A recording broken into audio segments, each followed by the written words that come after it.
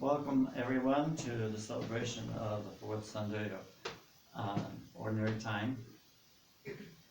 I wanted to reflect a little bit on the concept of the prophet from both the first reading and also the gospel. You know, I think most people think of a prophet as someone who is going to tell you something about the future. But that's not really the meaning of prophet.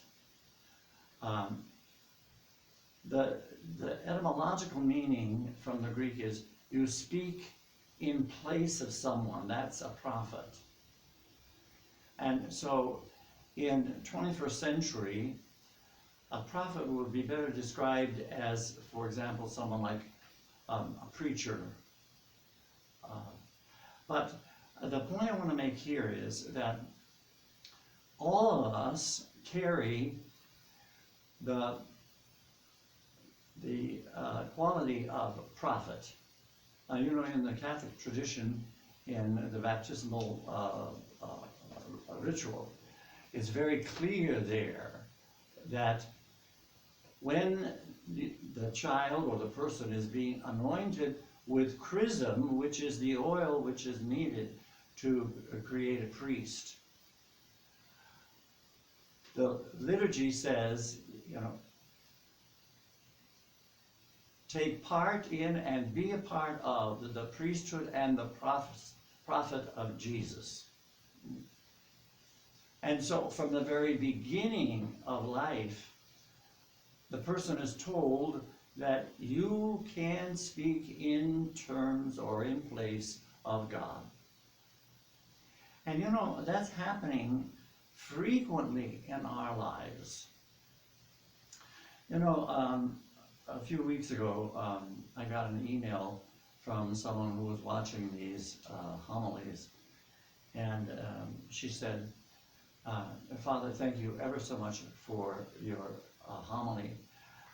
You were speaking directly to me. And she said that she appreciated the suggestion that I had given about her looking over her life and seeing how God's plan was so perfect to bring her to where she was at her life at this point. Now, you know, I had no idea that what I was saying was affecting that particular person. But God's plan is perfect. So God was using me as a means of giving a message to somebody else. Now, you know, prophecy doesn't have to be just words. It can be in action also. On the television last week, I saw an interview with a young man who had a friend who belonged to QAnon. And John, the one who was being interviewed, as he was listening to this monologue from his friend, realized that there was nothing he could say to change the thought process of his friend. So in his mind he said, well, I'll just go into mindful meditation and just listen very carefully, which he did. And when his friend got finished with his monologue, they said goodbye to each other and they parted. And the relationship was still intact, even though each of them were believing in a completely different way. That action on the part of John was a prophetic one, showing the other person how to respect another person's belief and how to just simply listen and let your love come through in the listening process. Well, you know, these are the kinds of things that we need to pay attention to. And if you want to know if you are speaking in place of God, then all you have to do is to ask yourself, what is your motivation? Are you communicating in a way that is generating love? if that's the case, then what you say will be what God wants you to say, and you will then be taking up the role of prophet.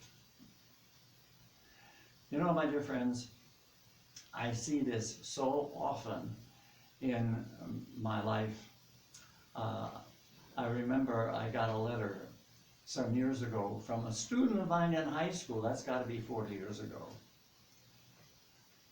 And he had mentioned that I had said something during class, and I don't even remember what I said. And he said it dramatically changed his life. Now, you know, my dear friends, all of us, and I repeat this every time I speak to you, we are all powerful spiritual beings because God dwells within us.